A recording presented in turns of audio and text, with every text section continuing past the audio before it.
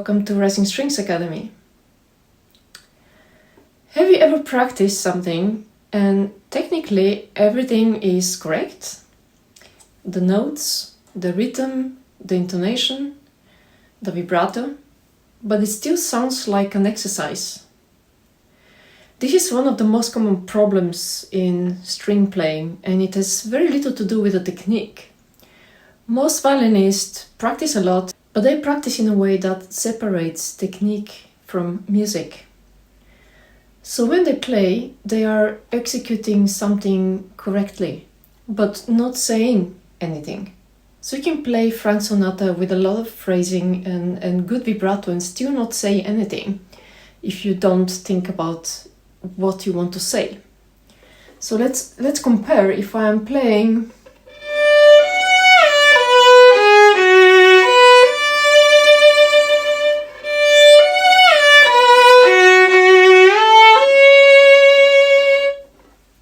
if I want to say something with it, I would think about how to play it.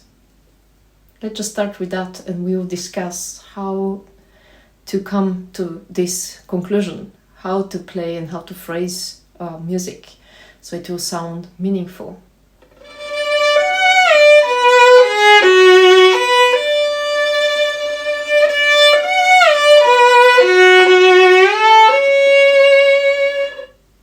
The notes are the same, but the result is completely different. So what is missing? It's not more control, it's direction. Music always has a beginning and direction and destination. Without that, everything sounds like an exercise. So I'm going to play a Kreutzer number 1, and first time I will play it very flat, and then second time I will think about my phrasing and direction.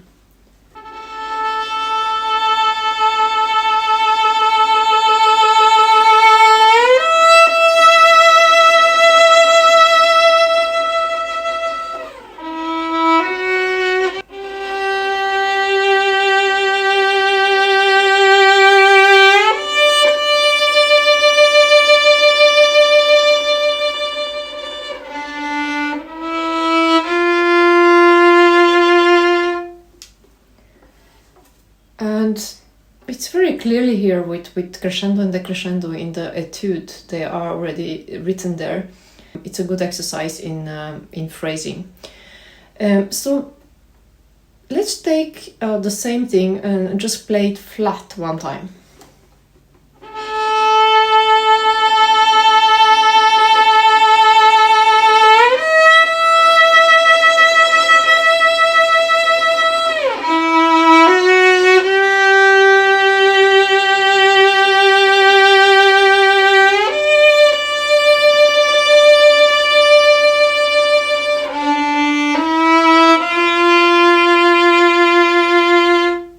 So this phrase is not moving towards anything. And if you don't decide where you want to go, it will sound very neutral. One of the biggest issues is this: playing every note equally. So if you don't change your sounding point or the speed of your bow, it will sound very, very flat. That with combination with vibrato. That's why you have to decide towards which note you want to play. You can even practice this one on a scale. Let's, for example, take D major scale and we try to decide which note we are going to. Let's say first time we want to go to F sharp. So it's the third note. And then we do decrescendo there.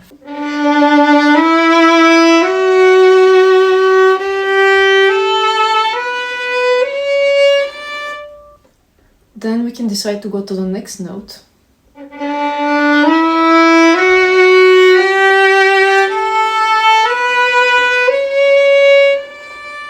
So make the direction clearer than you think. You can always refine it later.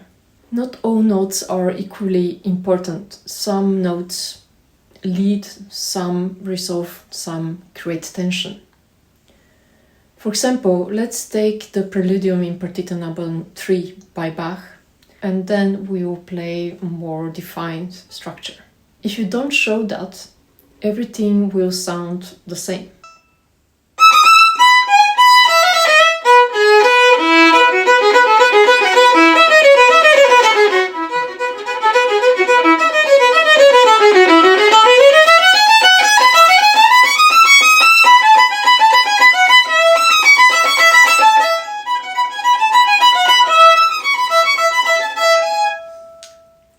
And sometimes you may need to exaggerate the phrasing so that it will be more clear for the audience. You can always refine it later on, listen to yourself, and make it musically. You can also make it very simple.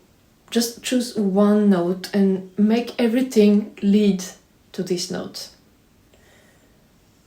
Let's take Kreutzer number 1 again and see how we can make this phrasing towards one note. I think naturally we want to go to the E in this phrasing, and I'm going to increase the tempo a little bit so we can hear the phrasing. It goes very slowly otherwise.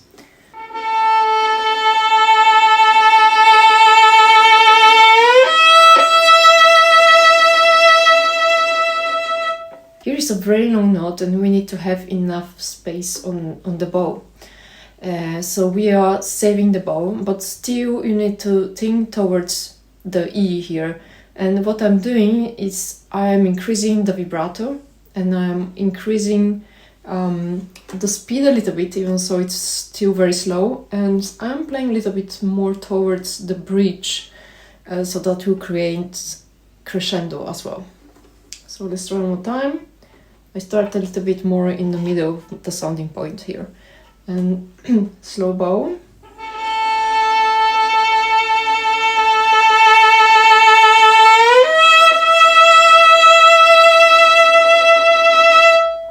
So now everything was leading towards E in the phrase.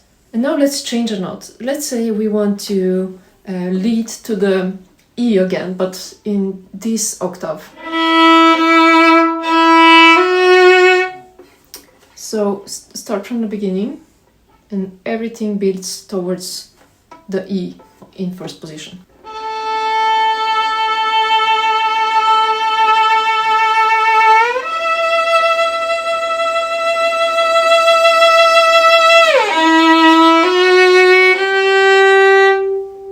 I hope you can hear this phrase differently immediately when the phrase goes towards another note. Music also needs breathing, space, so we need something like a small break sometimes to define the phrase.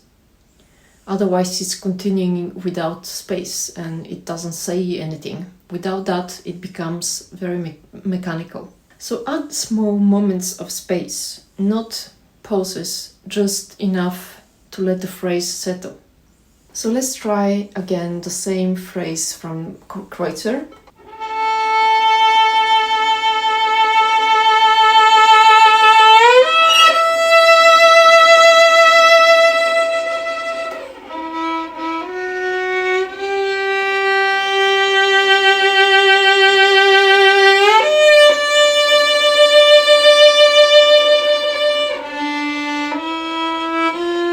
So let's continue with the Kreutzer number 1, and I go a little bit forward because it repeats the same phrase one more time. So in Kreutzer number 1 there is no obvious phrasing and everything can sound equal. That's why it's very good to practice on this etude, because you can create your own phrasing. You can decide on what direction you want to go and there is no limit. So let's continue to the next phrasing.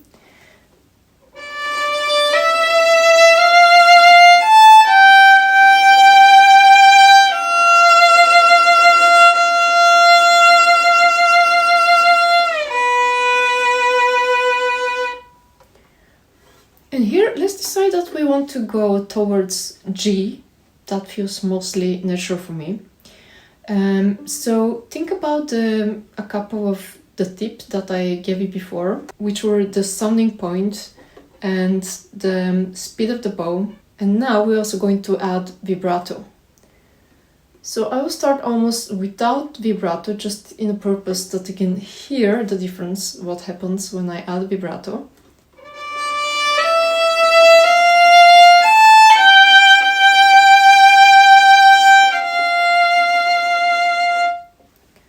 And this happened to be the fourth finger, not very easy, but we can try to phrase this towards the fourth finger. Now we can maybe use a little bit, just a little bit vibrato and more destination towards G with the bow, more speed.